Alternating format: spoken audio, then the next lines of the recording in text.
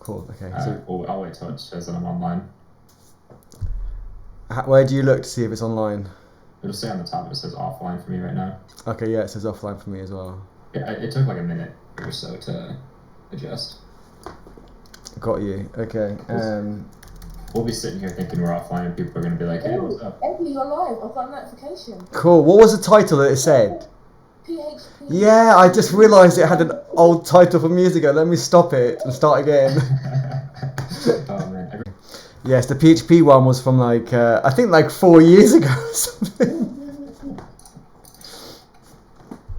Cool. Let me change this setting here. Mine has gone live as well. Stream health is all good. I've been going for a minute apparently, and I've got nobody watching.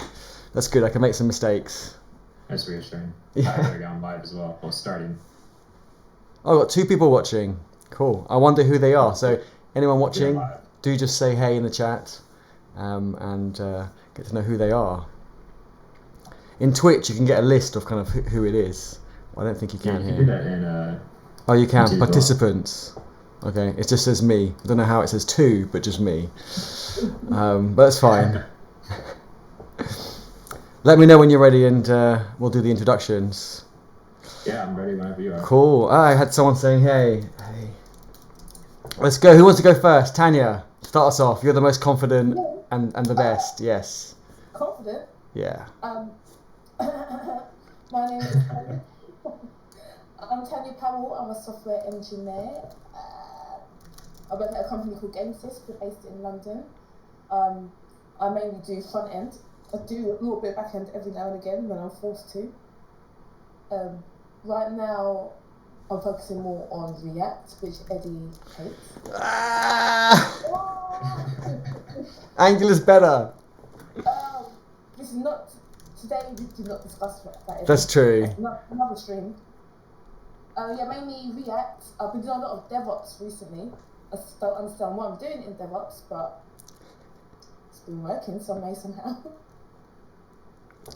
Anything else I should add? Am I missing something? Tell us a bit about your team, actually, or should we come back to that in a minute? I'm really interested to know your makeup of your team, but maybe we'll come back to that. Maybe we'll do intros and then come back to that. Cool.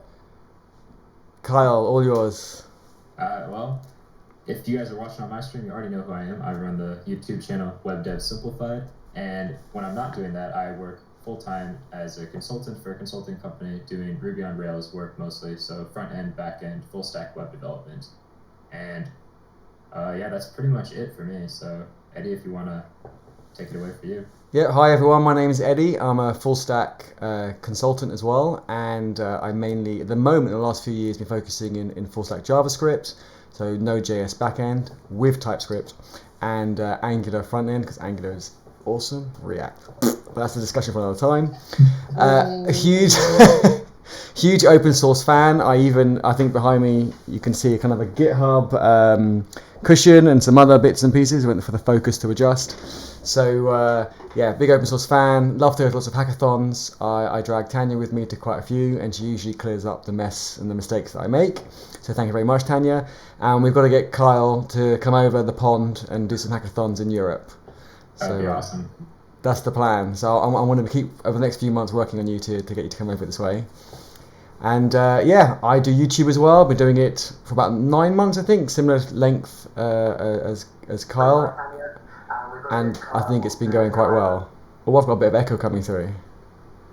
That was my fault, sorry. I was trying to be meta and watch the live stream while being part of the live stream. Got you, okay. No, do it so you can see the questions and stuff and type messages. But just mute it. Yeah, have it, but mute it. Yeah. Cool. But yeah, that's basically me. Awesome. Yeah, so should we get started talking about the whole point of this live stream then? Let's do it. Let's have that difficult discussion and have some actionable outcomes. Although I do have an issue on my live stream. Live stream health is red. Oh, that's not good. You might want to update your bitrate. Unsupported resolution. Okay. Ooh. Well, okay. Hopefully it looks alright. I'm sure. How does it look, Tanya? I've paused it. Let me unpause it. 1 sec. Play. My laptop's playing up. I can hear the fan going off a lot. Yeah, same with mine on my iMac Pro, but I am trying to record the disc as well as stream. But anyway, I'm sure it's fine. If anyone in my stream can write and tell me how the view is, do you see like the thumbnails at the bottom right, and do you see us all in the picture, not like half of us cut out? I'm sure it's fine. Cool. So let's get stuck straight into the difficult questions. So maybe it's interesting to actually hear about how our teams are made up. I'll be interested to know. Well, I can start if you want. I can say that my current team that I'm working with, I do change a lot as a consultant, but it's all male. 100%. And go on, sorry. Is your team all developers, or do you have QA, BA, PO? What job roles make up your team? We have the usual suspects. So we do have a product owner, stroke kind of BA. Yes, there's a bit of a conflict of interest there, but that's another discussion. We have kind of QA-ish, and developers, designers, UX, and but all guys. And that's something that they know is a problem, and that's something actually I think this week we're going to get chatting about and see how I can help. I think the CVs they're getting are just, when they're getting filtered by the recruiters, if they don't see the buzzwords and 20 years of React, which doesn't exist obviously, but you know what, they don't see those big numbers with those buzzwords, the recruiters don't send them through. So I think that's a big part of the problem, but we'll get into that in a minute. So when I arrived, it's all guys, and it's still all guys, so that's something I do want to change. And I'm the most, what's the word? We say BAME in the UK, don't we? So I'm the most kind of non-white male, I suppose. I'm the most diverse person in the team. How many people are in your team, Eddie? 2, 4, 5, I don't know, 6, 7. 7, yeah. Can barely count that high. I'm just trying to think. Yeah. Full time is only like 7. So, but yeah. Anyone who wants to go next? I can go next. So, I'm actually really fortunate in my team. We're a team of 9 people. It's 5 developers, 2 QAs, 1 dev and test, and our team lead. And it's 5 men and 4 women. And it's people from all different backgrounds, all different sexual orientations. We're a complete mix and blend of people of different cultures, races, ethnicities, sexual orientations. It's beautiful. It's a beautiful thing. Nice. And did you do anything special to get that, or it just happened? It just happened. Okay. That's really good. Yeah. I can't change my resolution while I'm streaming. Okay, I'll just have to I'll turn the bitrate down. It'll be fun. 3. Yeah. I can go next then if we want to talk. So with my team, there's also 9 people. We have a 9th person starting very soon. So right now 8, going to be 9 in just a couple weeks. And our team is 3 females and the rest are males. So 5 or 6 depending on when you watch this. And yeah, kind of like with Tanya, we just kind of stumbled upon it. We never did anything special to get to that point. It just kind of so happened that these are the people that we found that were the best for the job. And yeah, everyone's a developer on our team. A couple people do a little bit more than development, but yeah, for the most part, everyone's a developer.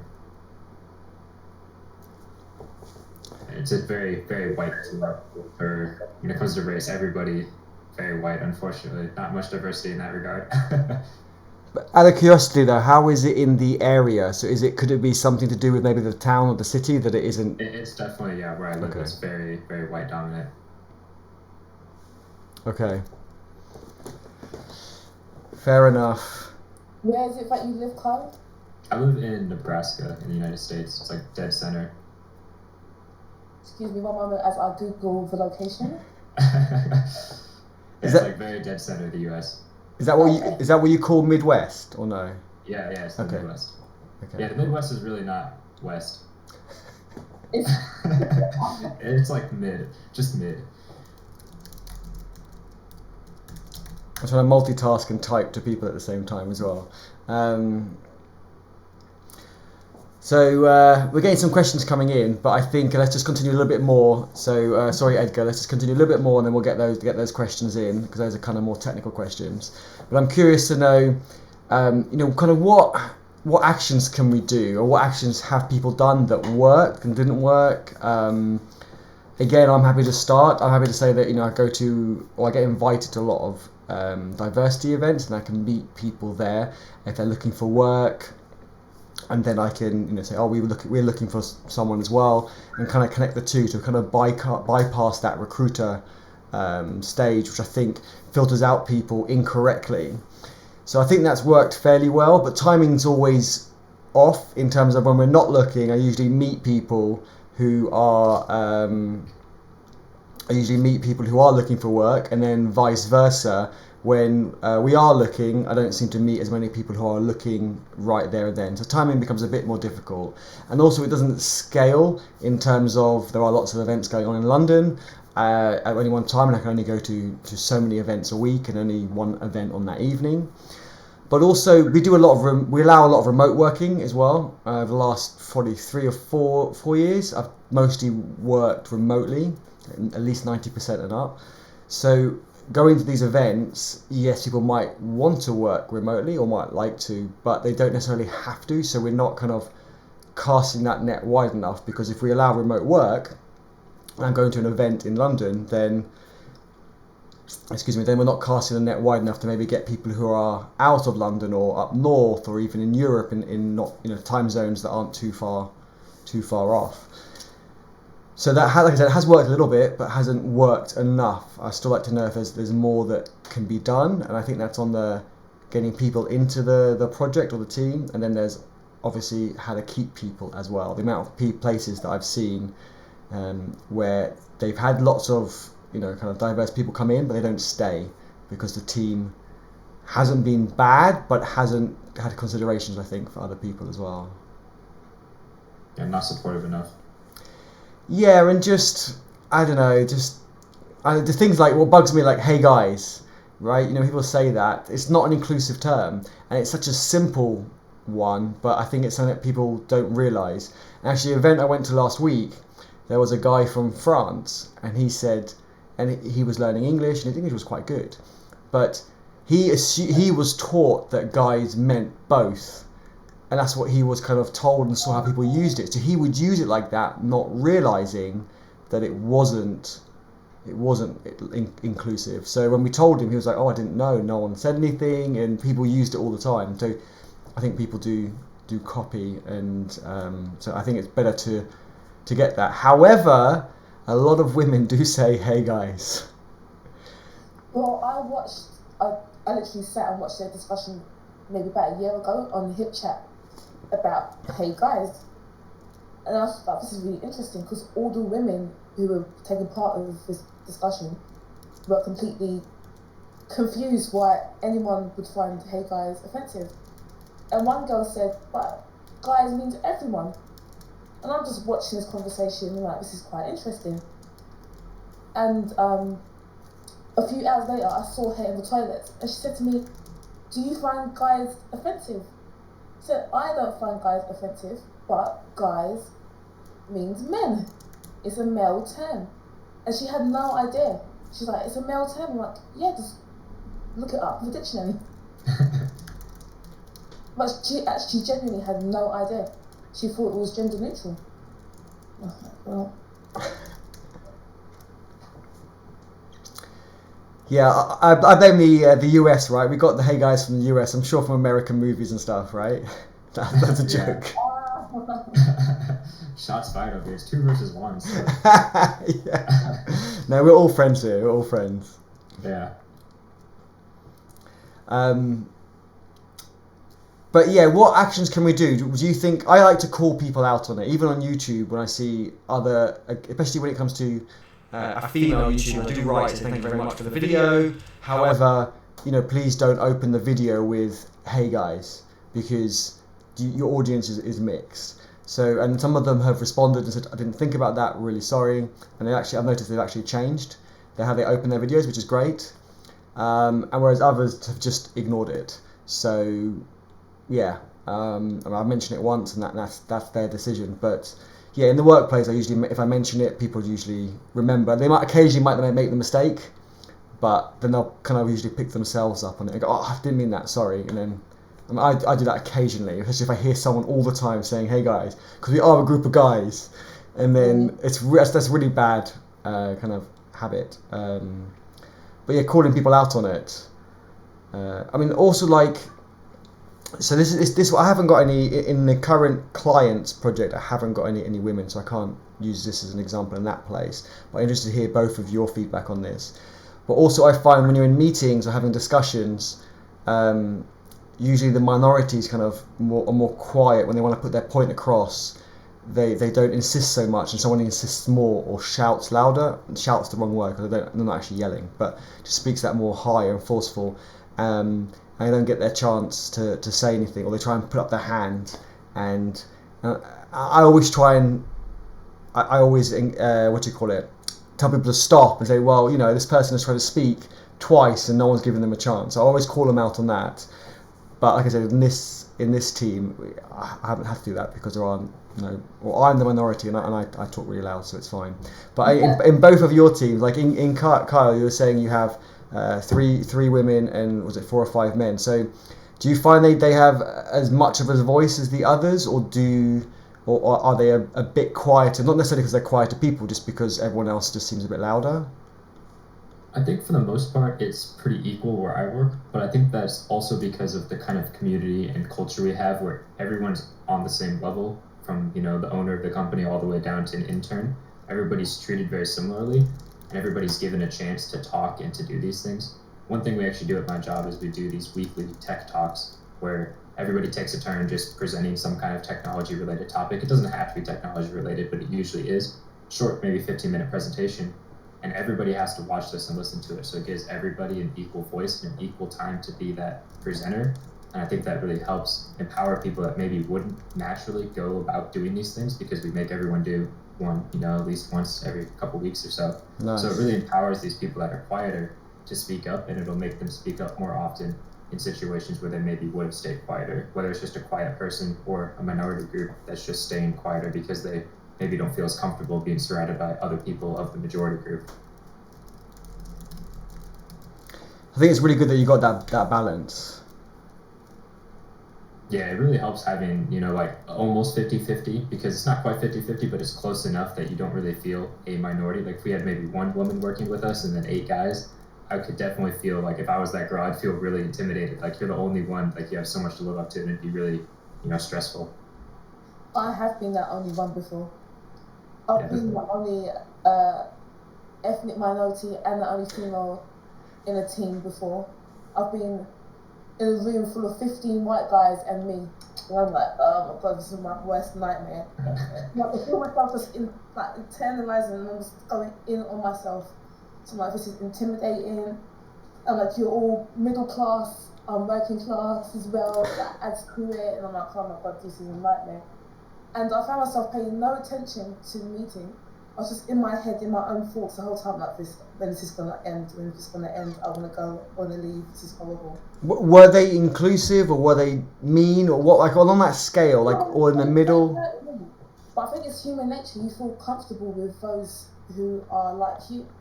So when you are almost opposite, in a room full of people who are opposite of you, it's like, oh my god, I just naturally feel uncomfortable.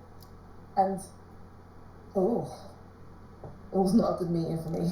Yeah, I suppose that's a good point. You're right. If you feel like the odd one out immediately, no matter what it is, I do understand. There's actually a question in the chat for you, Tanya. I don't know if you can read that. Have a look. So, question for Tanya from Mr. Johnny PT. Do you feel any difficulties in being a diverse female in tech? Do you feel you have to work harder or better to be a valuable part of the team? Yes. Okay. Yeah. Now, maybe because my team is so diverse, I don't feel that as much. But when I was first starting out, I definitely felt like I had to work harder, I had to prove myself more, and especially because you have some people, men and women, you just see it at face value. It's like, actually, I've got a brain as well. You can ask me technical questions. Or I get people asking me on Instagram or on Twitter, oh, can we see pictures of you with makeup on? What's that got to do with my technical skills? Yeah. You know, I can help you with a bug, maybe. I can give you career advice. Now you just want to see what I look like. Okay, bye. But I do feel like there were times, maybe not as much now, but I felt I had to work harder to prove myself because I was the only one. So I felt like I was the representation for a whole subculture of people. Yeah, that's definitely tough. I've heard that from quite a few people too, and it took me a while to really understand why, like, you would feel that way. Because to me, I was like, everyone's the same. Why would you feel like you have to work harder? But it's kind of that environment you're put in where you're like the only one.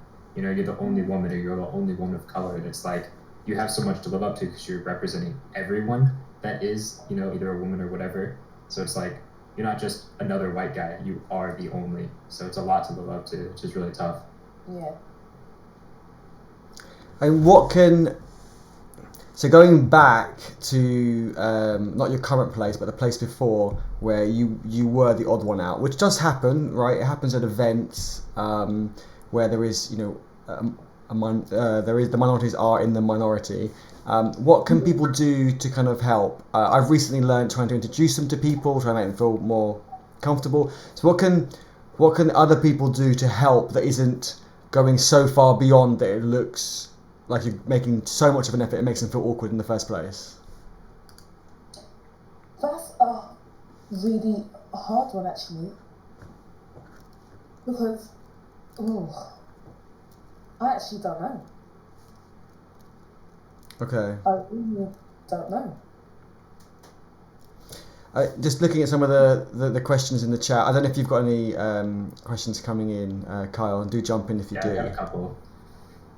Jump in. Actually, it's kind of relatable. So back to the conversation about the meeting where you kind of felt overwhelmed and quieter. I have a person, Marcus, that just asked, he said, is there anything that the guys at the meeting could have done to make you feel more included and accepted? Maybe it was a massive discussion between all 16 of us. And maybe when I started internalizing it and just becoming quieter and quieter, maybe just pull me back into the discussion and be like, Tanya, snap out of it, wake up, be part of it, be active. Because there was a point where I was very visibly inactive in this meeting. I was just sat in the corner, paying no attention. So maybe if it snapped me out of it, like, hey, you're part of this discussion, be active, be present. That would have helped me personally. Maybe not everyone, but I would have appreciated that. Yeah, even something like as simple as saying like, hey Tanya, do you agree with this? Like that would have kind of brought you back in. Exactly. Yeah. And that's really easy to ask, so sweet.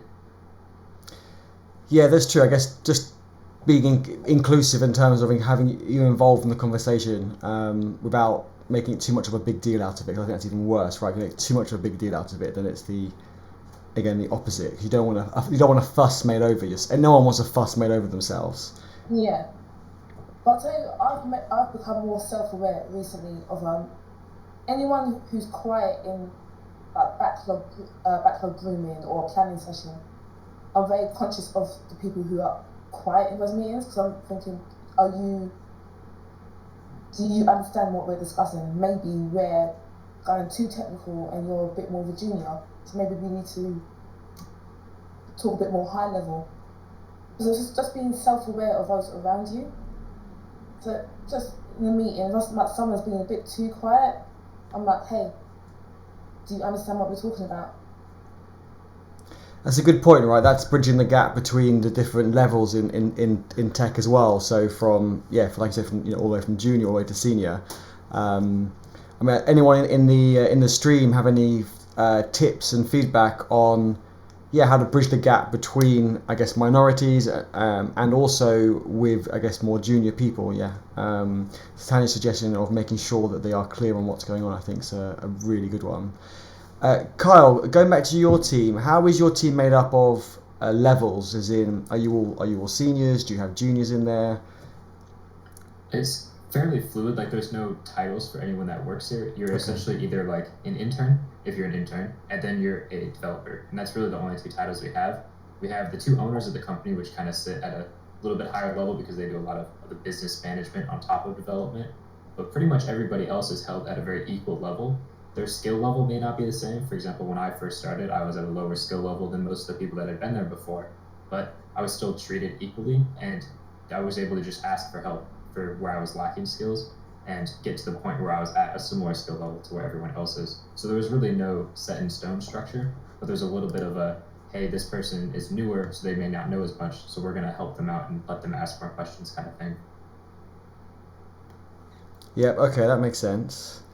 I'm just looking in my chat, and where is it? I saw a quite interesting question.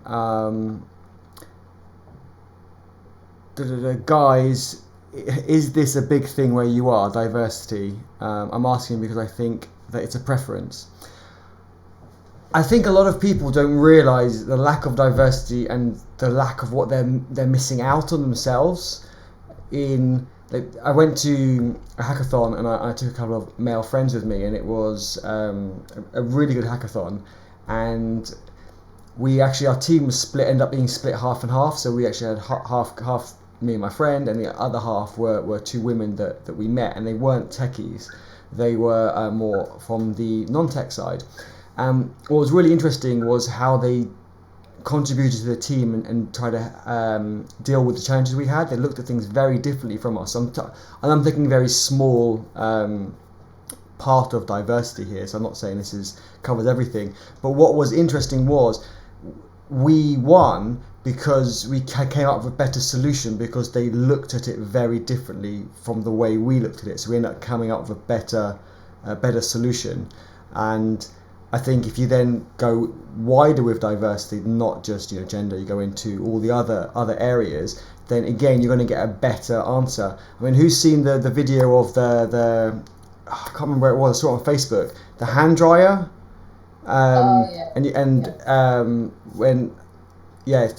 Someone had darker skin put their hand underneath the hand dryer. I said hair dryer, I meant hand dryer. It didn't turn on, and I just thought, that's just so weird. Whereas if they had someone as part of the development team, someone on the test team, these things wouldn't occur. And technology, I really believe that technology is for everybody. And if you don't have that mix at the beginning of the journey, then you're going to try and solve it later. And wasn't there that issue with one of the Apple apps? Was it for? It was a female app. It was for like the menstrual, but it was developed by a bunch of guys. And there was one most obvious feature that was needed that apparently was missed out because guys didn't really kind of get how to use it and all the rest. And so technically it was good, but practically it was bad. I'll have to dig it out. It really made me laugh when I heard that. I really had a good laugh. But I'm sure there's some other examples that other people have as well. Yeah, I think really like with the whole diversity in certain areas, whether it's like a preference or a need, and whether it's stronger in other areas, I think certain areas emphasize diversity more than other areas. Like I feel like where you guys live in like the UK and in London, it's much more emphasized there, rather than where I live, it's much less emphasized. There's not nearly as many events focused on women in tech in like the Midwest where I live, but we need more of those, I think. Like just raising awareness is really important in these places where you may think it's not a preference. It's more because they probably just don't realize it. Like I never really thought of it as a problem. I never really kind of realized it when I was in school. Like I may have been realizing like, oh, there's only one woman in all of my classes, for computer science, but I just never really thought of it until after I kind of like got further into it and really realized that there was this big diversity gap and this problem here. And it's just because there wasn't enough education about it. So I think having those events is really important. Just to add one more thing to those events though, I see those events as a stepping stone. in my lifetime, I really hope that those events are no longer, because they're no longer needed, as in the problem's solved. If that makes sense, that's what I would hope. I mean, it's great that we have these events as a safe space, for women in tech, for BAME in tech, and all the other groups they have. I think it's brilliant. But I'm hoping one day they're not needed because the problem is solved. And I really hope that I can see that in my lifetime. Kyle, when did you realise there was a problem? I would say it was partway through when I was in school, when I got to my more upper level classes, like junior, senior year of college. Because in the earlier classes, it's not as noticeable since you take so many general education classes that I would see a lot of, women in those classes. But when I was taking mostly just, programming related classes, I would notice I would have classes that were like all male, or maybe just 1 or 2 females in an entire class of 40 people. And I was like, this is definitely not right. And I thought maybe it's just where I live. And then when I started doing YouTube, I noticed based on my analytics that it was definitely global, because I get maybe like less than 5% female viewership and 95% male. So it's very, it's very, very bad.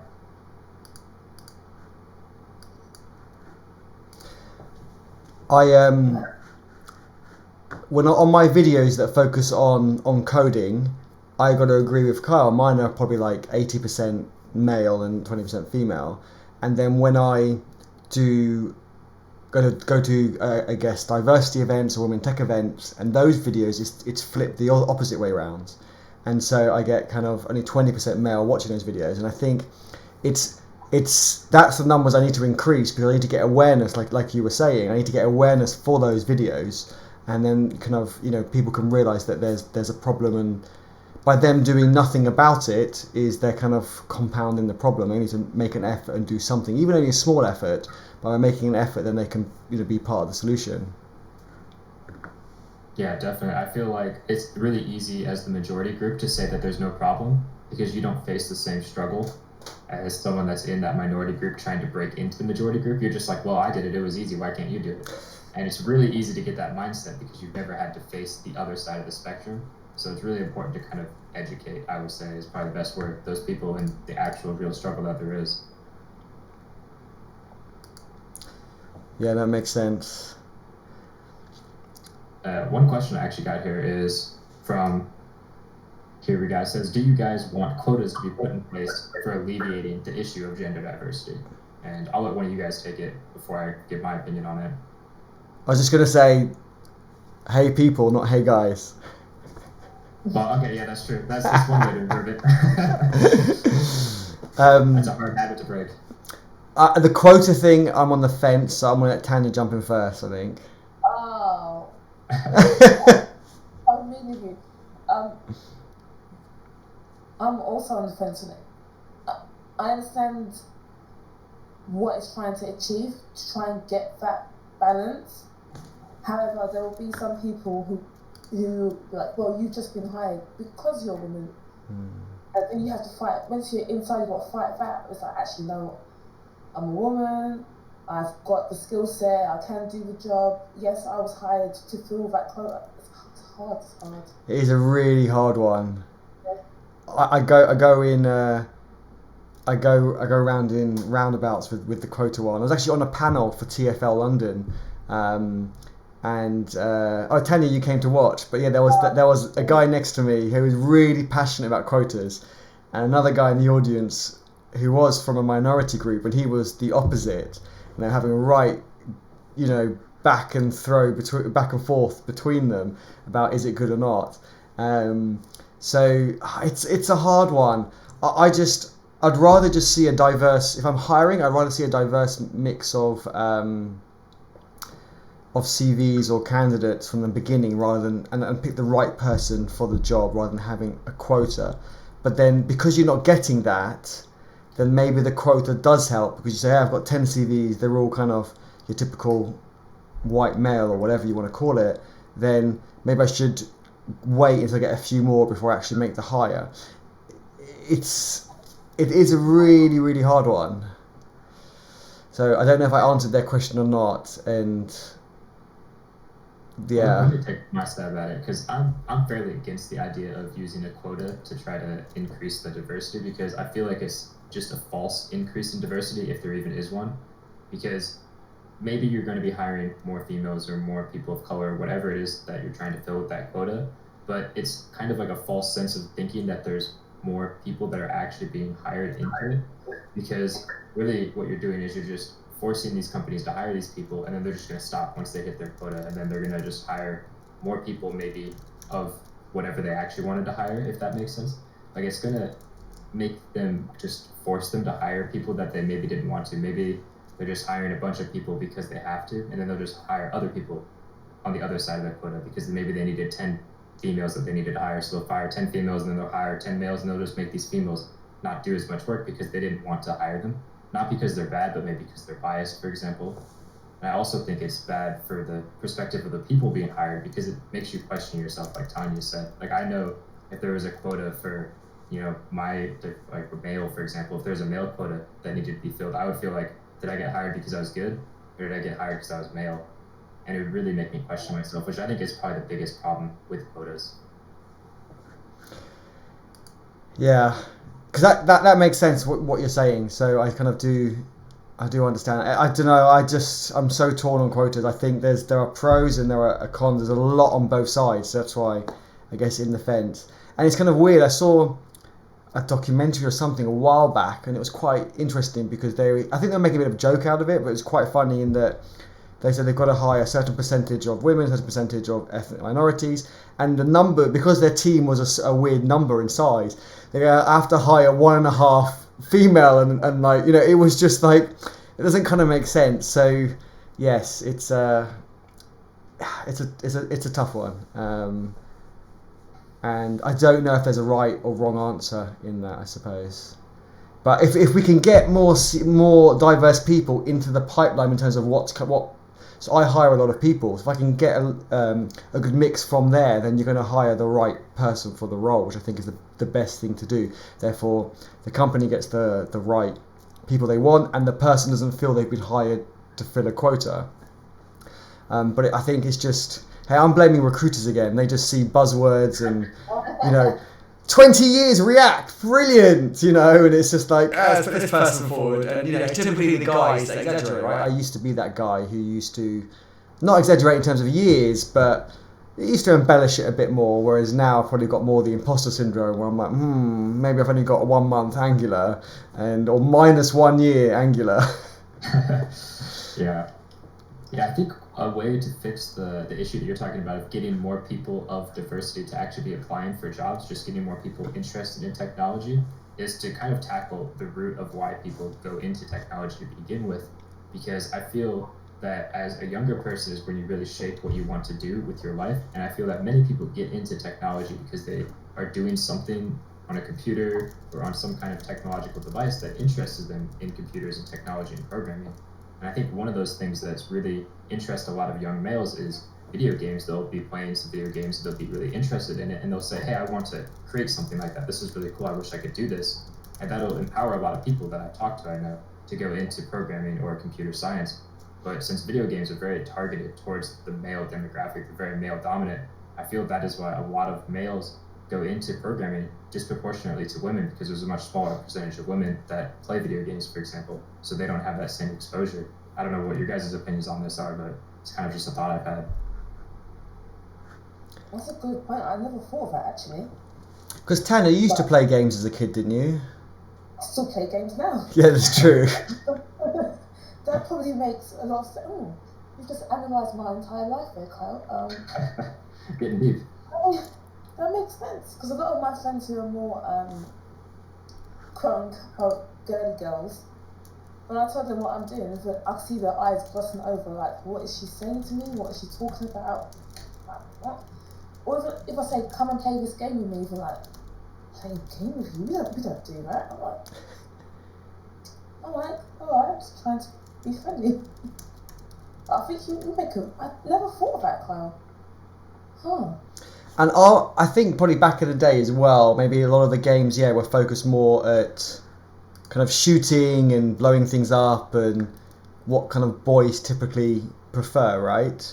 Yeah, I know that shouldn't be like that, but maybe if games, I think they're better now though, right? I don't play games in a long time, but I think the games are probably better now that they're more neutral, I suppose, which is what they should be. Yeah, Okay. I think it's definitely better now, but it's not like good by any measure. Like it's not as targeted towards males, but it's still very disproportionately male versus female. And when it comes to the people that actually play video games, but there are a larger percentage female than there was 10, 15 years ago. Yeah, that's true. I'm just looking at the chat and just catching up. Hey, we've got people from New York, Algeria. Representing the US. Sorry, say that again? I said representing the US. Yeah. Got Algeria as well, which is cool. It's awesome. I did ask in my chat where people were from. I'd be interested to know where some of your people are from, Kyle, as well. Are they mostly US or... Yeah, I recognize a couple of people in the chat. I know someone from Sweden, the cool. US. So, got US, we got Europe, we got a couple US that I recognize. Cool. Someone asked a question about hackathons. Is it a good way to find jobs? I think so. I try and hire people from hackathons that I go to because I really believe that if you can work with someone for 2 days where you're both kind of tired, you're both stressed, you're racing against the clock, you're hungry, you're more tired, and you can work with other people and you do well and you get on with them and you can see they're actually decent people, then in a better environment, in a workplace environment where you're not going to be that stressful and that kind of cutting corners and all the rest, then you know that they're going to thrive and support other people in the workplace. So I really love to hire people from hackathons. And I've worked at some places where we hadn't needed to hire anyone, but I liked someone so much, we encouraged them to join our team, and we spoke to our boss and said, well, I spoke to my client because I'm a contractor, and said, look, you don't want to miss out on this opportunity. This person is great for your team. And we've made roles for that person. So yeah, going back to hackathons, I think they're great, really do. And even for juniors, I know quite a few juniors who have got hired at hackathons, and companies are starting to run more hackathons so they can look at the talent. Again, I don't have a high opinion of recruiters. Actually, that's probably wrong. I don't even have a low opinion of recruiters. It's probably more what it's like. They're just trying to make money with the least amount of effort and max amount of gain, and so it's a numbers game for them, right? They just throw loads of rubbish at the wall. I was going to say SHIT, loads of rubbish at the wall, and hope something sticks. They don't. As soon as you say, yeah, I want that role, and as soon as the client says, I want that person, they've lost interest in you and they're kind of moving on. So I've only used 3 recruiters in 15 years, and I'm hoping that number never goes up. Go on recommendations, meet people at hackathons and events. Sorry, I digressed a bit anyway. But we also need more diversity at hackathons as well. I went to I go to many hackathons, but most hackathons I go to are male, your typical kind of male dominated, and but I went to a gender pay gap hackathon and there was only 3 guys out of like 70 people there, and it's gender pay gap hack, so I guess it wasn't as exciting. I don't know why there was less of a turnout from the guys' side. Do guys not care about the gender pay gap? I don't know. So that was a bit disappointing. Yeah, I think no, you go ahead. Maybe when it comes to events like hackathons or meetups or whatever it may be, maybe if the subjects are more gender neutral subjects. Can't think of any off the top of my head, but maybe that will make it more balanced if it's something. I cannot think of it. While you're thinking, I'm going to jump in there and say, but gender pay gap, I still think is neutral, because even if you're a guy, you're going to probably have a sister, a mum. One day you might have a daughter. You want to solve the problem for not just for yourself, but for your family members that you have now or have in the future. So I still see the gender pay gap is everyone's problem. But not everyone's going to think like that. But there's a lot of self-centered, selfish people in this world who are concerned about me and me only. True, but then one day they might get married, right? If they marry a woman, then they want her to earn more, so therefore them as a couple earn more as well. So I don't know. I don't know. It's just I see that as it's a problem for everybody. But like Tanya said, not everybody thinks that way. Even I never even thought about it that way. Like in the way of my wife or my sister or my mom. Like those people are going to be negatively affected by it. I never like connected it like that so personally before. I feel like a lot of guys, they just write it off as like, well, I'm not affected by that, so oh well, like not my deal. You know, I'm getting paid more. Okay, whatever. Like that's how a lot of guys I feel think about it. You know, because it's really not directly impacting them. It's indirectly impacting them. It's harder to get fired up about something that's not directly affecting you. True. Fair point. Yeah, you made a good point though about the whole relation and family thing. Like, I feel like we need to present that more because that's very directly relatable to people. I mean, I've only learned to express it in that sort of way recently, because going to these events, meeting these people, you know, I hear other people's opinions, especially the minorities. And that's why I love going to these events, because I get to, people articulate it a different way, and eventually, you know, something kind of sticks, and you go, right, that's why I do it. So I do it because I think it's right, but then when someone says it, I can articulate it again better to other people. And yeah, when someone said it like that to me, I didn't make that up. I can't take credit for that. It was like, wow, you know, that actually does make sense, and I want to use that a lot, because yeah, it absolutely does make sense. And that's why we need to encourage people to go to these sorts of events, and so they can learn and understand. And again, why I record a lot of the events on my YouTube channel, to hopefully reach a wider audience. Yeah, definitely. I have actually someone that just made a comment in my chat that I think is a pretty interesting. I'll phrase it as a question for you guys, but he said in India we have a national level hackathon where we have to include a female team member in order to apply for that hackathon. What are your guys' opinions on that? It's kind of like a quota, but it's not for a job. It's more for a hackathon, a more informal event. Like, what do you guys think about that? Go on, Tanya. I'm talking too much. It's still like a quota to me. Yeah. So that lady may feel like I'm just being part of a team, just so the rest of the team can participate in the hackathon. Yeah. It's kind of like me, who overthink everything. I'm like thinking, am I here because of my abilities, or am I here because of my gender? Yeah, definitely. It's kind of like that old, in middle school gym or whatever, where you always had to include a female on your team for whatever you're doing in female or in gym, and it made that female sometimes feel like, am I here because I'm good, or am I here because I'm a female? Yeah. So my response to that is quite interesting, because it's a quota, I agree, and so it does feel like a quota, and all the things that you both said are valid. However, my hackathons recently, because I'm going to more, or getting invited to more, like women in tech events. I'm at Expedia next week for women driven development, a hackathon, and I get invited to all these events from Google to Facebook, etc. and so forth. That when I tweet out, I'm going to this hackathon, who wants to come? 99% of the time now, because of, I guess, the network that I've kind of built up is more kind of minority based, I end up going with a team of minorities? Is that the right word? Yeah. So yeah, the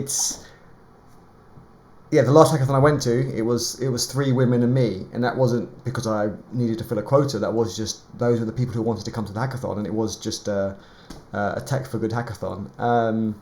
So it wasn't specific to any area, and that was quite interesting. So I did that without trying.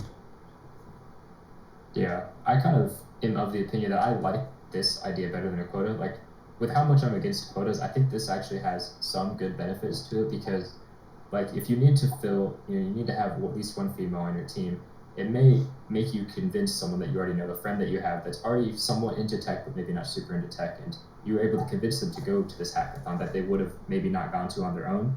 Like, I know I don't go to very many events, but if someone was like, hey, we need you on our team, do you want to come with us to join us for this hackathon? I may be like, you know what, that would be fun. These are my friends, I'll go with them and try this out, even though before that I would have never thought about doing that. So how come you don't go to many events? Is that because, I think I've asked you this before, but remind me, I guess, for the people watching. I think it's mostly just because there's not very many large-scale events nearby me. There's a few smaller ones here and there that I've gone to. Mostly they're just like meetups. You maybe get like 10 people together, just kind of chat and talk and network. But there's nothing big nearby. The closest stuff is usually at least a couple hours drive away, like 2, 3, 4 hours. Wow. So it's kind of like you kind of have to plan it out. Like, you have to go for like a weekend. You can't really just go for a day. Yeah, that makes sense. So Tanya, how are we going to get Kyle to come to the Europe and go to some events? What's a good event? What do you recommend? Well, I'm thinking, how are we gonna get Carl to invite us to Nebraska so we can set something up? There you go. One of my coworkers is actually setting up an event like an hour away from where we live for it's a women in tech event. So that's in like a month. That's gonna be pretty interesting. I'm really excited for that. That sounds cool. Can you please vlog it so we can follow the catch up or live stream it as well? There you go. I don't know about that. My phone is very old, so it can barely take pictures. Borrow someone else's, or just take your webcam and your laptop or something. But it'd be good, right? You get a wider reach. People who maybe, again, going back to the minorities, not just about gender or ethnicity. You've got people with disabilities who might not be able to make it physically to the event, or people who have kids as well who can't take that so much time off. That if you can get if you can stream it or at least record parts of it and put it out there, then again you're being more inclusive over that sort of diversity as a whole, as everybody. The reason why I say Tanya, the reason why I say get Carl over this way is because I hate flying. So it's a long flight that way. Let's get him to fly this way. Something like maybe like Web Summit in Lisbon, Portugal, or what's some other good events we have. We'll find some events for you to come over. And I want to get. Do you both know Joshua Fluke as well? No. I've seen like a couple of his videos, but that's about it. Yeah, he's a really good guy, and I keep telling him he's got to come over as well. I'm sure we can work something out, and we'll get one of the events to sponsor it or something as well. There you go. That'd be nice. It's expensive to fly all the way over to Europe. Yeah, we'll get the events to sponsor it. We'll say, look, both those people will vlog the event, being at your event, and you get more kind of visibility in your event and stuff. So I'm sure I can speak to a few people and at least fund part, if not most, of your expenses. That'd be nice. So that'd be cool.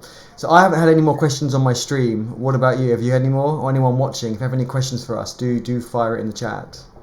Yeah, definitely. Same with my chat, because my chat is way better than Eddie's chat. So just come over here and ask me the questions. What he said.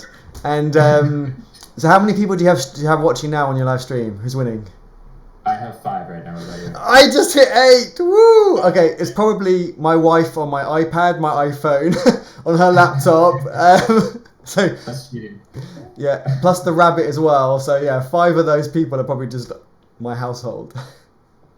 Nice. And I've got Tanya as well, so that's 6. Oh, I just hit 9. I think Tanya opened it on her phone as well. Oh man. Yeah. So on a serious note, we've got no more questions. I guess I've got another question unless either of you have a question or topic you want to discuss. Go ahead. Tanya, are you sure? You go ahead. So I think we've covered most of this, but again, just to kind of reiterate for the new people that have joined. So what can the majority of people, the opposite of the minorities? God, I'm so bad at articulating, but you all know what I mean. What else can we do? We've got some actionable takeaways that we can that people can do or take to a team. Putting things up on the wall. I know some teams put like things up on the wall, like don't say, "Hey guys," and there's comes up with some alternatives. "Hey folks" or "Hey people." But putting it up on the wall, I don't believe is enough. Right? People just walk past it, they don't look at it. I've seen that at various places. I think calling people out in a polite way, not in a name and shame sort of way, I think works. But what sort of actions could we have in a day-to-day? People in the team. Yeah, in like a day-to-day. Like if we were in a team now, how could we improve the way we make people feel welcome, I suppose?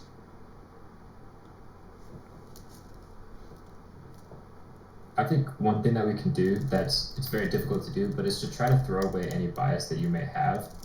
Because if you see a majority of people, like let's say a majority of people at your company or in tech in general are white males, it may give you a bias that, oh, well, they're better at this, that's why there's more of them. So you need to throw away all of those bias, even if you don't realize you have it. It could be, subconscious, and it may make you treat people differently when you interact with them, because you may subconsciously be thinking, well, there's only one of these people here, so clearly they're not as good as these 10 other people that we have. So you need to just try to throw that away and treat everyone equally as much as possible. So my team lead, he's very interested in emotional maturity and personalities. So 2 weeks ago, he had us all doing Myers-Briggs personality tests and then discussing it amongst the team so we can actually get to know each other and break down the rules that we might have had. And that really helped because everyone, we had to pinpoint our weaknesses and discuss our weaknesses in front of each other, which, it's not everyone's comfortable with that, but it really helped. And he even gave a talk in front of a lot of people in the company about emotional maturity and because we're his team, we're his guinea pigs, made us do all these tests about emotional maturity just so we can learn to understand each other more and to be better humans actually, and not have as many, to be consciously aware of our unconscious biases. That's really good. Yeah, I've never even thought about doing that in a company standpoint, as opposed to like they make you do that in school a lot, but I've never thought about it in like the business standpoint. That's really interesting, really important. It really worked. So now we can all laugh at each other's weaknesses and no one's taking it serious.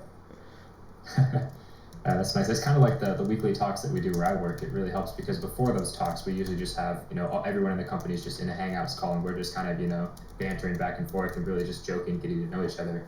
So I think that also, it's kind of like what you're doing, but a less formal way of doing it and not as active, I don't think, but it still helps everyone to get to know each other because we're all just joking around, having a good time. There's no expectations in that meeting. I think that really helps to get to know each other as a team. Mm-hmm. Bonding as a team, because even if you are the majority, you're the white middle class male, doesn't mean you won't feel like an outsider because of whatever reason. So you need to feel part of the team and included as well. Yeah, definitely. Yeah, I think having the informal setting, I think, is really important. Having those no expectations of business-related activity, just having it be as informal as possible is really important. Otherwise, you feel like you need to be the best you can because you're, in front of your boss, for example. But if you can take that formality out of it, I think that's really important. Definitely. Yeah, that's a really good idea, actually. I think when places go, oh yeah, we do beers on a Friday and that's how we become inclusive, I'm like, that's just the complete opposite. That's not. I think if a team gets on well and they want to have beers or have something else, they'll organise that. But doing something like you were suggesting, Tanya, I think is a really good idea. There was a good point made in my stream, and where is it? By Edgar saying, "What's both of your channels?" So I've just shared in my chat. It's Tanya Powell and Web Dev Simplified. So I've just shared that in my chat. So thank you very much for that question. It's a really good point, and I should have done that. Tanya writes code, by the way. It's what? Sorry. Tanya writes code. Oh, is it Tanya writes code? Let me write that in.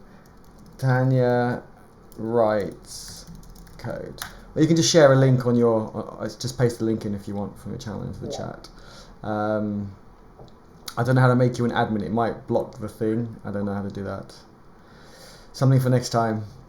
Yeah.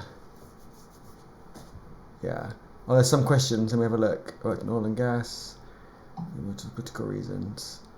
Yeah. So I think that comes back to quotas. If you're hired as a quota, then yes, there is going to be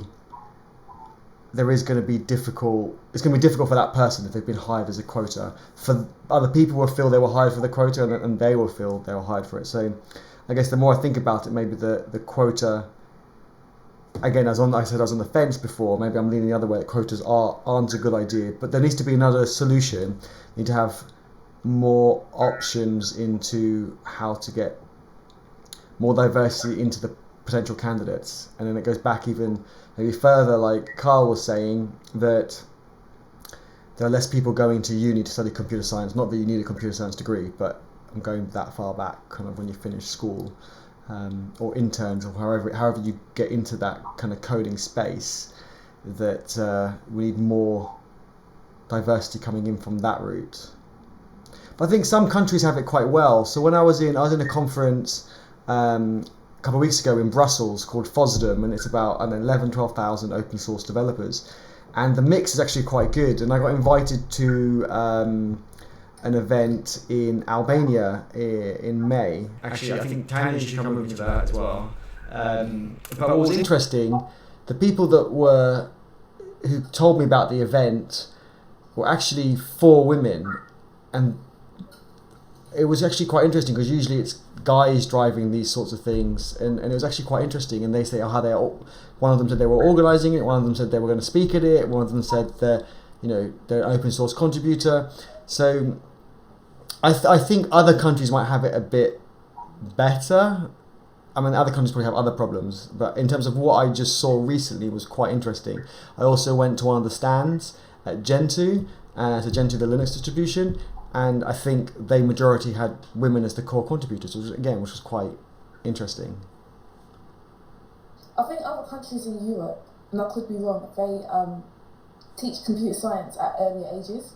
When I was in the school, IT consisted of learning how to use Microsoft Word, and that was IT. So how I ended up doing this, considering my education, was the complete opposite. I think the education system in the UK has improved, but when I was in school years ago, computer science was not being taught at a young age. You had to choose to do it either at college or at university. But by then it'd be too late for a majority of people who don't know it exists. But I think in other European countries they do teach it at younger ages. I could be wrong. No, I think you're right. I think there's going to be a few variables to it, but that's definitely got to be one of them, that they teach it younger. Maybe they make it more exciting for all more neutral. I know I hated coding at school and even at university.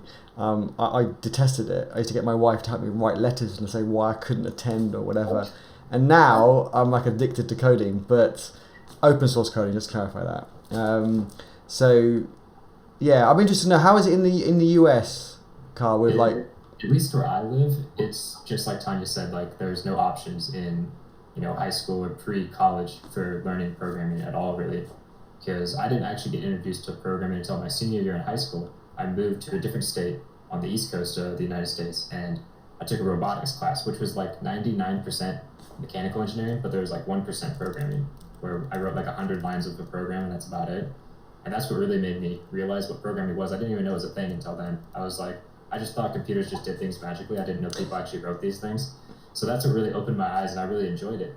But I had no experience before that, and I think that's another reason why a lot of women don't get into technologies, because they don't get exposed to these technological things as early, because like I said, with video games, for example, or computers, those are all really targeted at guys, and it opens their eyes to programming.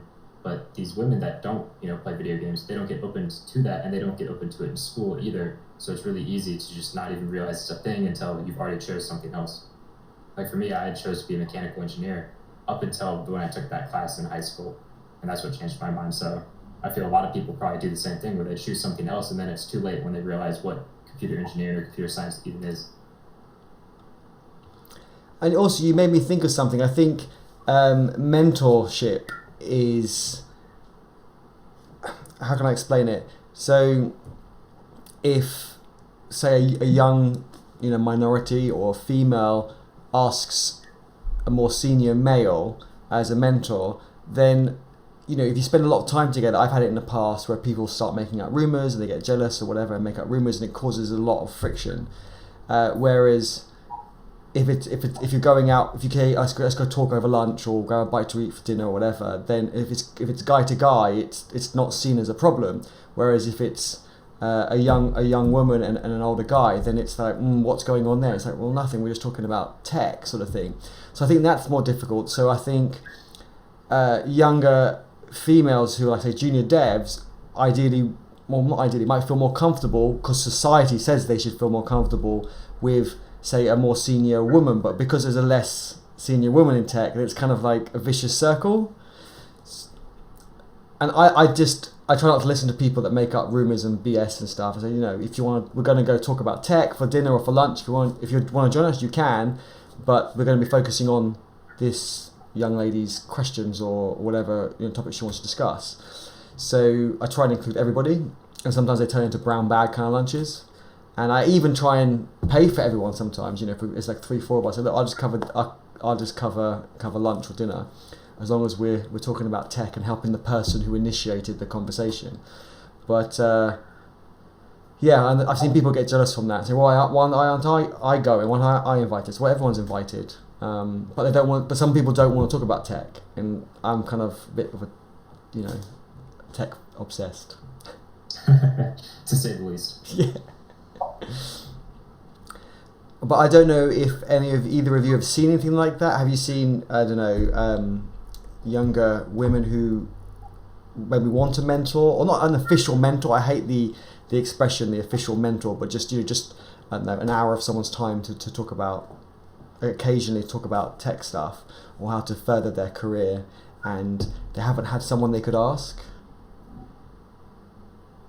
I haven't seen that, but I have had before.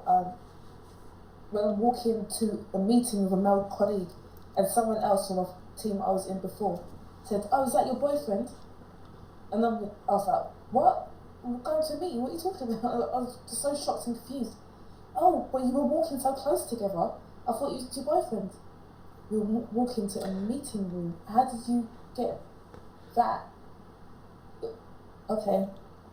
I don't know what to say. I guess if I was walking with a female, you wouldn't say that? I don't know.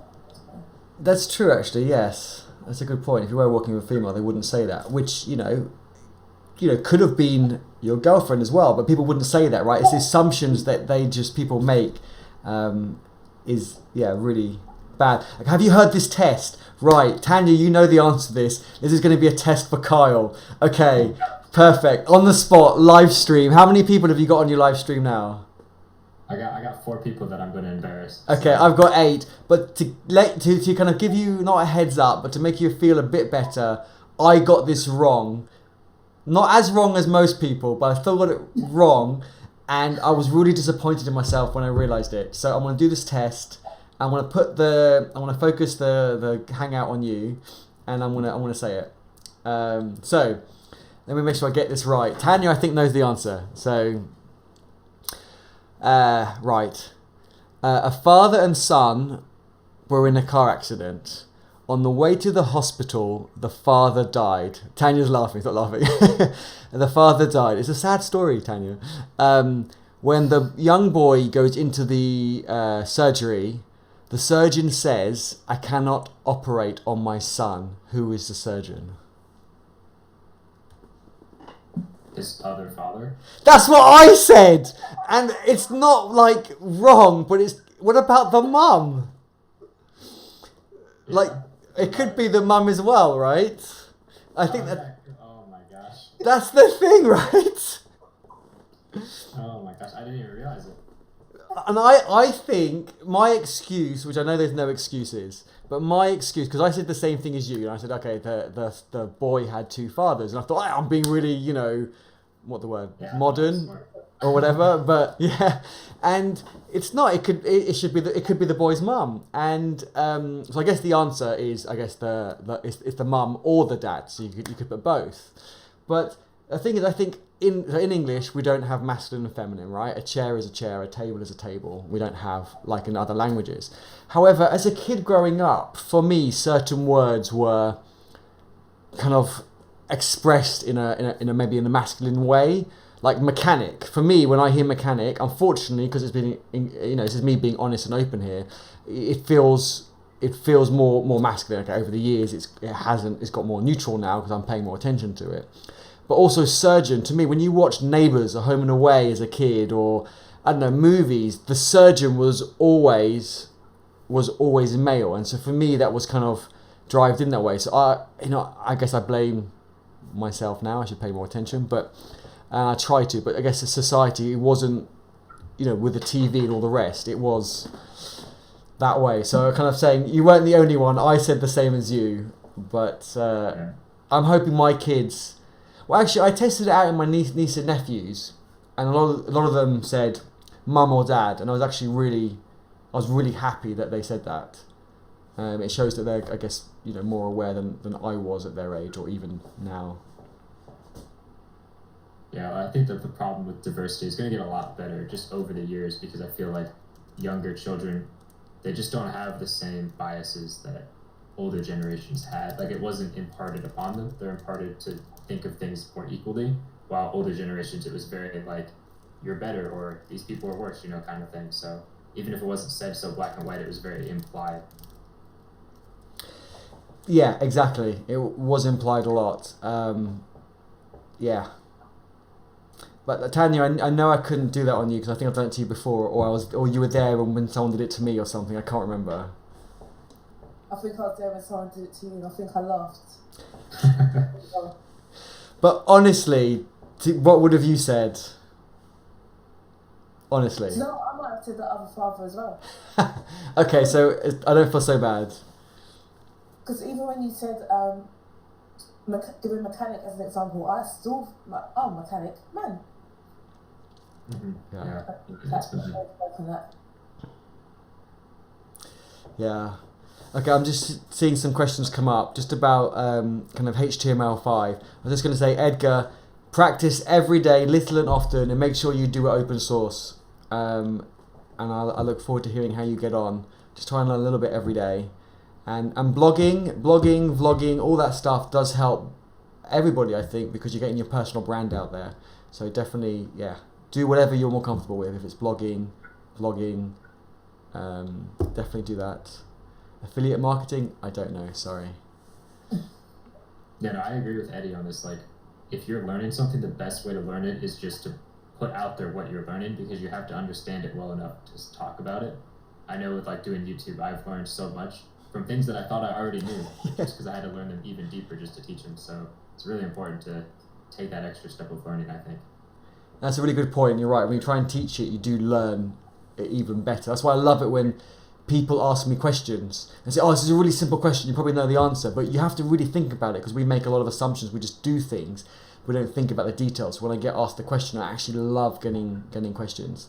And put it out there open source, because one of my hiring techniques, tips, tricks, this is me kind of giving away a secret here, is I love to look at people's code from 3 months ago, 6 months ago, and I want to see that their code from now is better than what it was back then.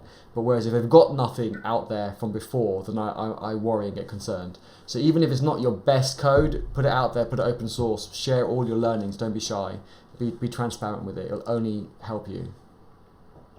Have you seen like some companies now expect you to do open source? Like they will ask you, is a tick against your name if you do open source, and if you don't do open source, they don't want to invite you in for an interview. Have you seen this? I have, and I'm probably partially guilty of that. Not I wouldn't hire them into the interview, but the CVs that I look at, if they've got a GitHub link with activity, I put it to the top of the pile, because I can see their work, right? You know, someone could write that they're the president and on their CV or their LinkedIn, and you wouldn't know if it's true or not. So for me, I like to see some of their work. I see other companies doing that. I don't believe it needs to be contributing to a big project. Like some people say, oh, I haven't contributed to Angular or React or whatever it is. Well, no, it could be your own project. If you're just writing a blogging platform just for you to use, as long as that's open source and I can see your work, then it doesn't have to be a contribution to somebody else's work. It just has to be a contribution to even your own project. And I think that helps. Everyone, I know some people say, oh, I don't have time, I've got this and that. But everyone has a play with stuff, right? Sometimes, once a month they might spend a few hours playing with some new tech or something. Just put that out there, even if it's not the tech you're applying for. I've had people apply for, say, full stack JavaScript, but they enjoy playing with Python and TensorFlow and stuff like that. That's fine. You just kind of see how they think through things and so forth. So, yeah, I'm guilty of that, but I'm not so strict on it as well, if that makes sense. I guess it's hard making your stuff open because you think you're going to be judged by your code quality and your knowledge. But I think that's really important, that people are humble, because when you join a team, you're going to be not judged, that's a hard word, but your work's going to be reviewed, not just to make sure it's good enough to get merged into the mainline branch, but also for knowledge transfer. We have always 2 people review our PRs now, because we want it to be transferred, the knowledge of what changed and so forth, transferred to 2 people as well as being reviewed. So if people aren't used to getting their work reviewed, they're really uptight about it, or they hold all their work until it's super perfect. They spend like 2 weeks doing a humongous PR, and there's no value in that. I'd rather have 4 PRs in a day, but each one's only got like 4 or 5 lines of code, but it did add some value to the project. So yeah, I don't know how it is in the States, Carl. Do people expect GitHub links on their CV? I don't know if they necessarily expect it, but they want to see at least some code somewhere, whether it's GitHub or even if it's just in a Dropbox folder. They just want to see that you've written something and to look at your code, but they don't really care if it's, React, Angular, or any other project. They just want to see what you've written.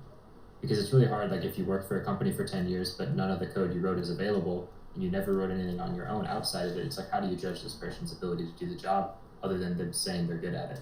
So they really like to see something. Doesn't have to be a lot, just something. Yeah, it makes sense. And if someone's putting it in Dropbox, I immediately get alarm bells and I'm thinking, why aren't you just putting it on GitHub? Yeah, that was me. Oh, really? It's bad. I was trying to do a code review video recently, and I was going through some of my old projects, and they were all in Dropbox, and it pained me to go through and look at them because it was just like, why did I do this? I didn't know what Git was at the time, so I was just like, oh, Dropbox, this is great. I got versioning in Dropbox. Oh, terrible. So everyone watching, learn from our mistakes. No, hey guys, no Dropbox for code. It's open source on GitHub. All the other mistakes that we've made, learn from our mistakes. Yeah, definitely. Bringing it back to our earlier conversation, I have a question actually. I don't know the answer to it, but how can we, like Tanya had mentioned that she had done those meetings where you had like that kind of really personal, informal meeting about emotional intelligence, and talking that through with your coworkers really helped with diversity and getting to know everyone. How would you think of doing that in a large scale company like a Facebook or a Google, a company that has thousands of employees where it's really hard to get people from the top level to the bottom level to interact in this way? Like, do you guys have any solutions on how to solve that problem? How big is GameSys, Tanya? It's about 1,200 employees. Oh wow, so it's big. I think it's about 600 or 700 in London. Wow, it is big. So we only did this exercise in my team of 9 people. But my team lead gave a talk to maybe about 50 people about a year ago.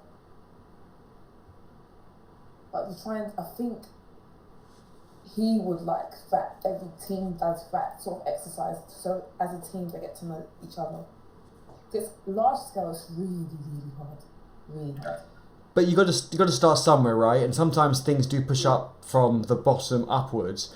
And Craig has just joined the chat, and he made me think of something. So Craig is someone who's getting into development later on in their career, and I think again that diversity comes not just about, like we said, gender or ethnicity. It's also about age as well. And I think people who have had, having worked with people who are changing into coding later on in their career, they bring other experiences as well. So I do want to mention that I think it is important having, again, a different age diversity in your team, because you get people who look at problems very differently, or who can contribute in such a different way. And I've learned so much from that diversity as well as age, and that's been really helpful. So I think that's another one that always gets forgotten, because we always think about, I guess, diversity for what we can see. I mean, I started originally thinking it was about gender, and then went into ethnicity, and then kind of got into age, and I'm sure there's a whole load of other things that I've still got to learn about. Well, hi Craig. I got my first dev job at 29 as a graduate, even though I originally graduated with my bachelor's 9 years prior. So a lot of people just assumed that I was young, and they took me for granted. And I was like, I've got years of working experience. I've been working since I was 16. So by the time I started my first dev job, I had 13 years of working experience. Not as a dev, but I had working experience full stop. I knew how to work with a team. I knew how to interact and behave professionally. But a lot of people took that for granted, and I was like, you know what? My life skills are going to get me where... Actually, my life skills have actually got me further in my career than my tech skills. Yeah, and I believe that. I really do believe that. And like I said, having worked with people who are older than me but have less experience in the coding space, I've learned so much from them. They approach a problem very, very differently, and that has really been beneficial. And going back to hiring, when I'm hiring people now, I know it was a big fad 5-6 years ago about doing whiteboard exercises and so on. I'm actually looking more about how does that person solve a problem rather than have they coded it correctly. It's more about pseudocode rather than the syntax, because your IDE will fix it, or they know that to look it up. It's more about their thinking. I think it's more important, and I'm getting a lot better at that. And I think the more I interview hundreds of people, but the more I do, every kind of block, every time I do a phase of hiring, I try to improve it, even through to the job description. I remember my job descriptions back in the day, I guess going back like 10, 12 years, used to be like, I want everything. And I'm thinking, well, people will apply if they solve a few of those, but a lot of the minorities especially only apply if they match 100% of it, which you could because I'd put everything in there. So now it's like, these are the core skills we need, but these are desirable but not required, and I get a kind of more of a larger group of people applying.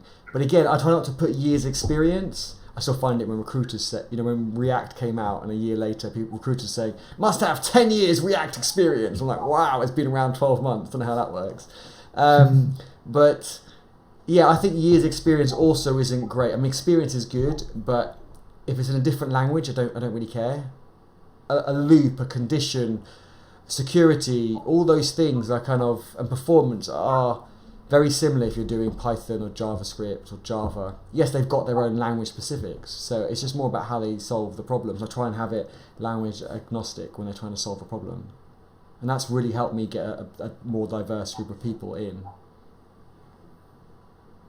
Yeah, I like to look for people's thought processes, how they can work with a team, because if you're used to working by yourself and not having to do a code review, I'm getting alarm bells because we have to go through code review.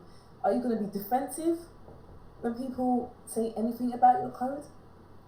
Are you going to take it constructively? That to me is more important than can you implement it technically.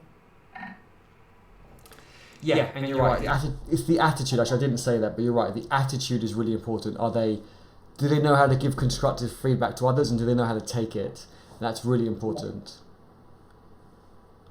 I don't know if I kind of took Kyle's question off to the side. Sorry, again. No, you're good. I think soft skills are definitely like the most important thing when it comes to getting hired. And I think, like we talked about with age, like being older and getting into development, I think is actually an advantage when it comes to getting hired, because you have extra years of life experience, which is by far the most important experience that you can have. You learn so much just by living. So if you're older, it may be harder to learn because you have more responsibilities than someone younger. But if you get there and learn it, I think you have a better opportunity of getting a job just because you have those life experiences that someone that just graduated doesn't have. And how about like degrees? Degrees, because when I hire, degree means nothing. I learned nothing in my degree. I mean, it taught me a lot of like kind of how to organize myself a bit, which I needed. But in terms of coding, it didn't teach me anything. So I wonder how it is, I guess, in the US, and from what you've seen, Tanya, do people need CS degrees? Yeah, in the US, it really depends on the company, but for the most part, you can get a job without a CS degree. I know a lot of the people I work with don't have CS degrees; they just went to either coding boot camps or self-taught themselves how to program. So it's not a requirement. I think really the important thing that you learn from school, at least for me, and kind of like you said, it's those life skills that you get out of school. You learn more how to interact with people, the soft skills, the networking, which is really the most important thing you learn from school. It's not the syntax or the code, because like what I learned in school was like C and Java, and I never touched it after I graduated. So the technical skills didn't really help me, but those soft skills are really what helped me in school. So I think as long as you already have those soft skills, or you learn them in some other way, you don't really need the CS degree for the most part in the US. Yeah, I think more and more companies are realizing that it's not such a requirement anymore. Mm-hmm. Yeah, a lot of times in applications, I'll see that they'll say like CS degree is like preferred but not required. It's like a optional kind of thing. Like if you have it, that's great, but if you don't, it's fine too. Makes sense. Sorry, Tanya, were you going to say something? Did I interrupt you? Yeah, I can't remember now. It's fine. Sorry. Train of thought. If you remember, just interrupt me.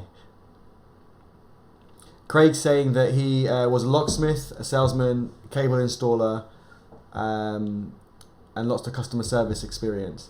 So I still think that adds value because a developer with those sorts of experience, you've got to bridge the gap between developers and the BA, so you'll know how to talk to them more.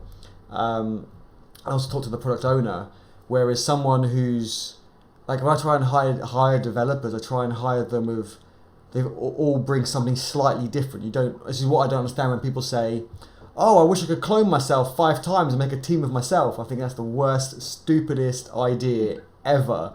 Don't know why you want 5 of yourself.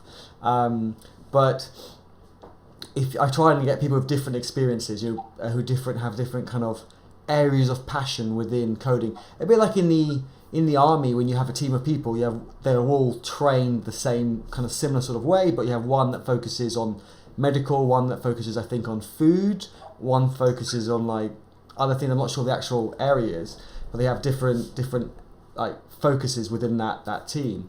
I like to do the same with coding. Someone who's passionate about, say, TDD or BDD, getting those automated tests, make sure we're doing the best that we can on that side. Same on the documentation side, someone who still codes, but is passionate about doing the documentation as code as well, as part of the PRs, make sure they don't get lost and all those sorts of things.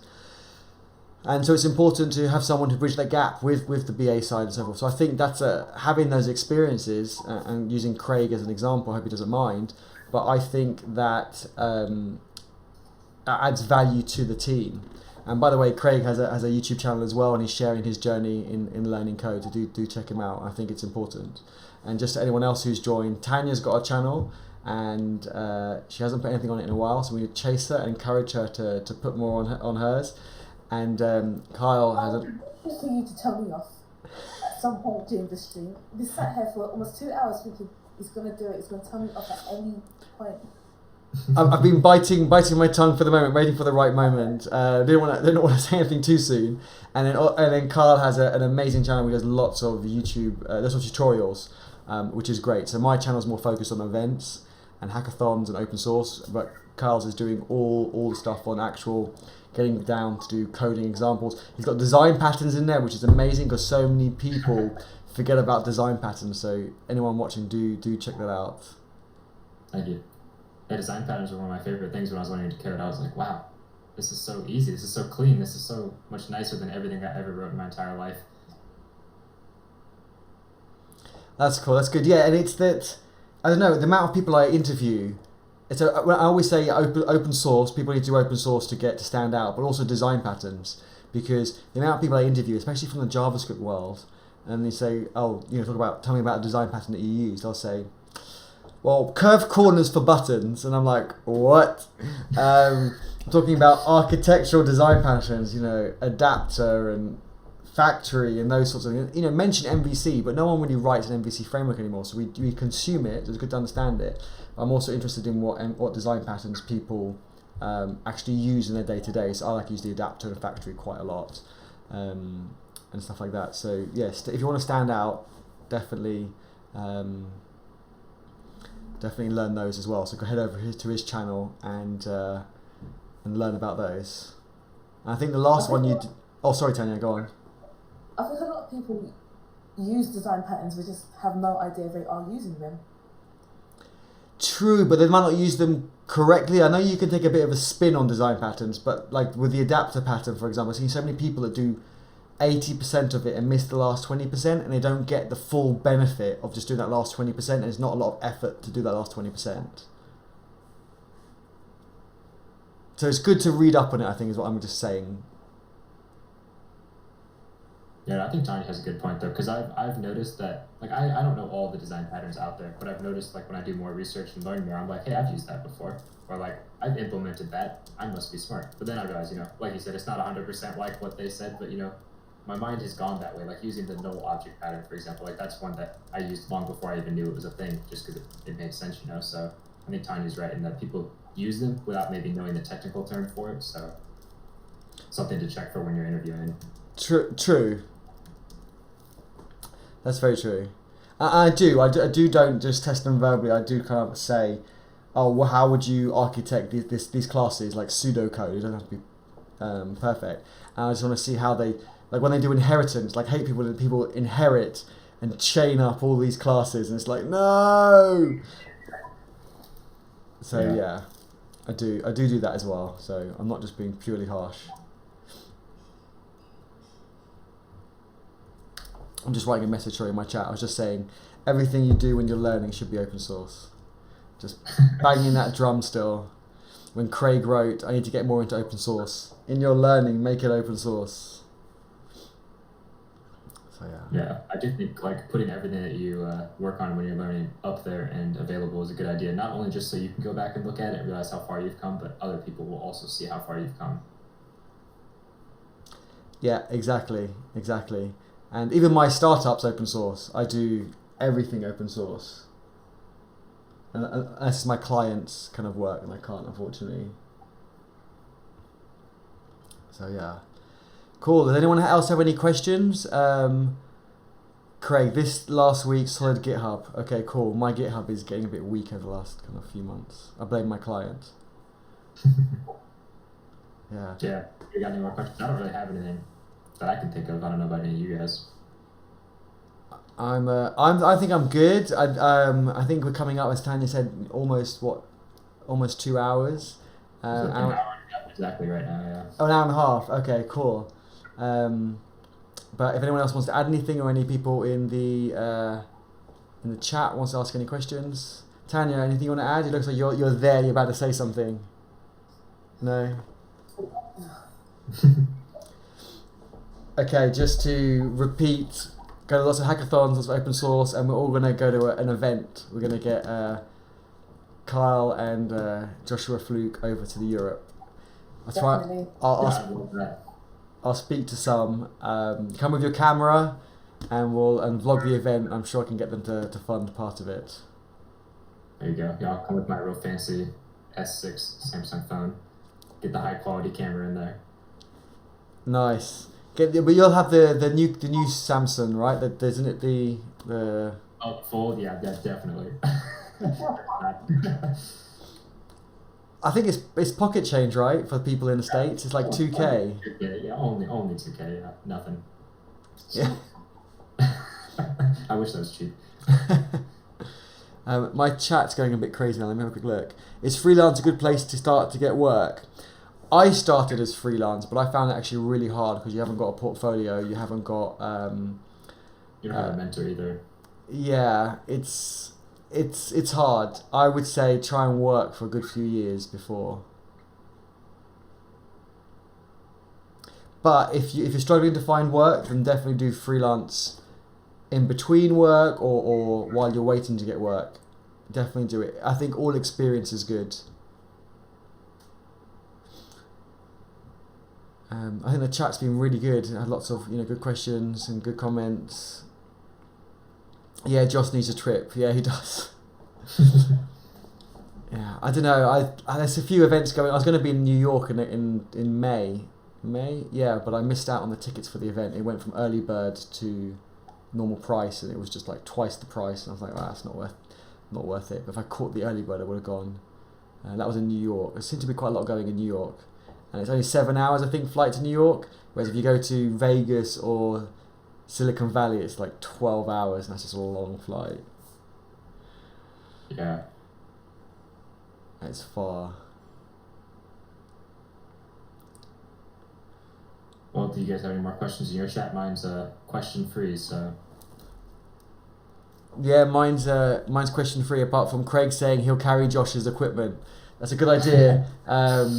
Well, you can vlog it as well. I've bought so much equipment recently that I need people to help me at events to carry my equipment. I need to get a new tripod because even my tripod can't handle all the equipment that I bought. I've got a camera rig for my camera. I can't show you because I'm using it at the moment. Although it's focusing on Tanya, let me move to me. So I can't kind of show you the camera, but got a metal rig to go around it. It gives you like those Meccano holes. and then I've got a handle that comes off the top, but not because I carry it from that handle, but because I need the holes on the handle to put an external 5-inch Ninja 5 screen, which is an external recorder, and record at a higher quality.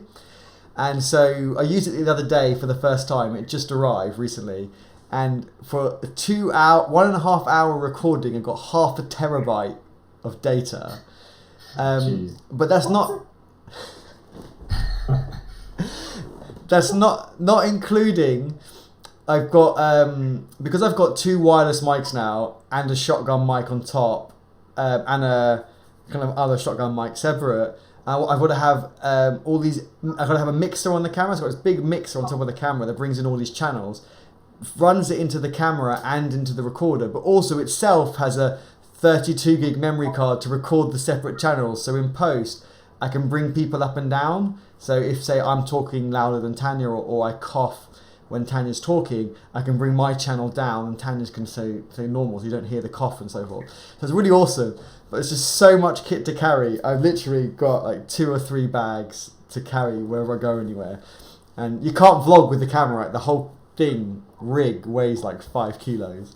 So, yeah, my Bitcoin prices went up, so I started spending some of my money. before it went down any further, I should say. It's funny. We've got some more people on the chat. Realised I watched your Hacktoberfest video last year, learned a lot about GitHub and open source and contributing to Microsoft. Cool. Glad to hear my Hacktoberfest video worked and people are contributing to open source. So yeah, do it. But yes, I got too much kit. I just don't know how to use it. I just hit record and leave everything on auto.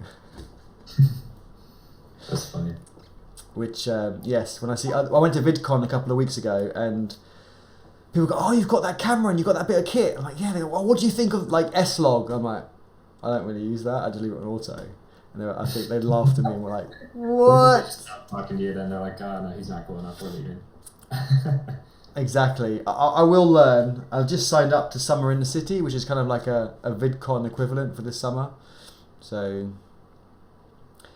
yeah, hopefully I'll learn a bit more about my camera. And podcast. So, have you thought, I don't know if it would work with all your videos, Kyle, but have you thought of taking some of your videos and taking the audio and putting it into a podcast? I've never thought about it, mostly just because most of my videos are very code related. I've had a few where it's mostly just me talking, but they're pretty short, like 5 to 10 minutes. So I really didn't think they'd make a good podcast. I think they'd make a good podcast. I think you should, if you use, I'm using something like Anchor, and it puts it on like SoundCloud, Spotify, Apple, Google, all those places. Just take the audio off it. I can't obviously do it for all my videos, but for a lot of them I can. But I have to make sure the audio is at a much higher quality because when you haven't got the visual, people expect that higher quality and it's not the same, especially if you're using when you're traveling, commuting. You've got the train noise or the car noise or whatever. So, yeah. And we've got everyone in the chat, please write, Tanya, do your videos on YouTube. Come on, peer pressure, right? You'll thank us later. I'm gonna help now. Bye guys, it's been lovely. YouTube's great. It's so fun. It is fun. I've still got like 12 videos to edit. I don't know if you can see on my wall like these. Well, let me put mine up.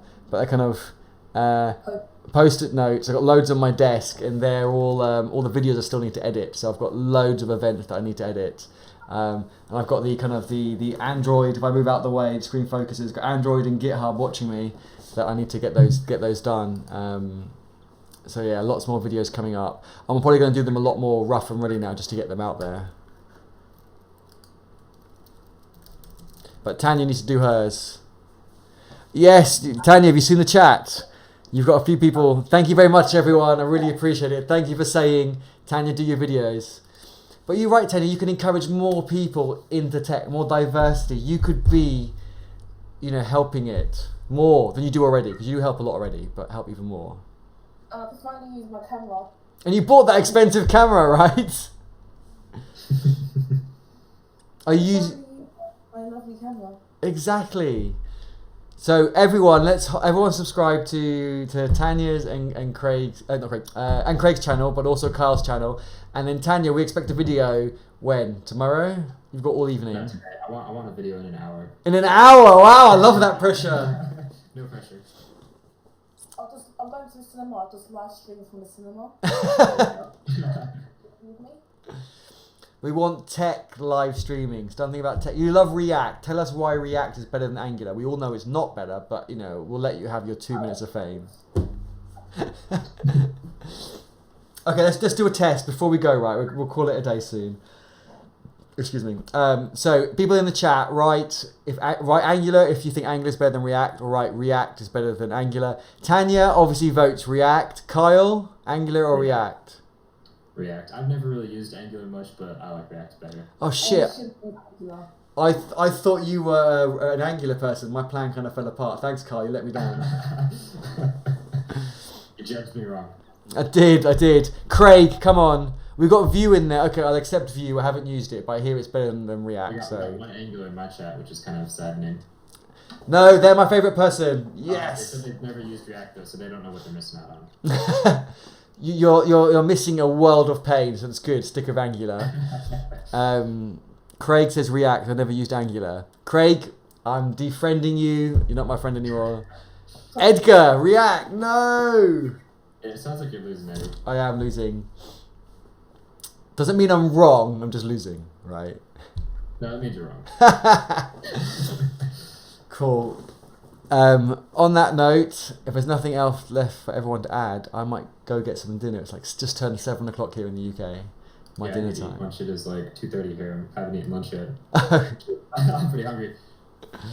Cool. Listen, thank you everyone. Thank you. It was Kyle who initiated this live stream, so I really appreciate you making sure we have these difficult conversations. I think it's important. The more we talk about it, the more we learn about it, and the people learn about it. So I really appreciate it. Thank you, Kyle. Yeah, thank you guys for coming and talking with me. It's great meeting you, Tanya, and it's great talking to you again, Eddie. It's good, and we'll do some more. We'll do some live streaming at events that you go to. I'll do live streaming and videos at events I go to, and we'll do one where we all go to. I have actually made some notes on that, and I've got an evil plan. So we will we will come up with something. We'll do stuff on React. Yeah, there we go. We'll go to ReactCon. Yeah. I got invited to one, and I said, I think in Amsterdam, and I said no. No, I said last year. We'll talk about that later. Okay. I won't share my opinions. Okay. Craig says he'll learn Angular just for me. Do it, and then you'll see how much better it is. It's a bit harder, but it's a full framework. It's not just like this kiddie library that... No, I'm joking. Tanya's face, oh my god. Oh, this is going bad. It's gone from bad to worse, yes. Apologies. I'm going to shut up now. And Tanya, don't defriend me, please. We're friends, right, Tanya? We're not anymore. I think me and Tanya are going to be friends. And you're I'm only joking. So, I'm only joking. Cool. All right. Thank you again, everyone, for joining. And Kyle and Tanya, I really appreciate it. Yeah, thank you very much. I'll see you guys later. Thanks for watching, for everybody that watched. Yeah. I'm going to hit the stop streaming now. Bye, everyone. See ya.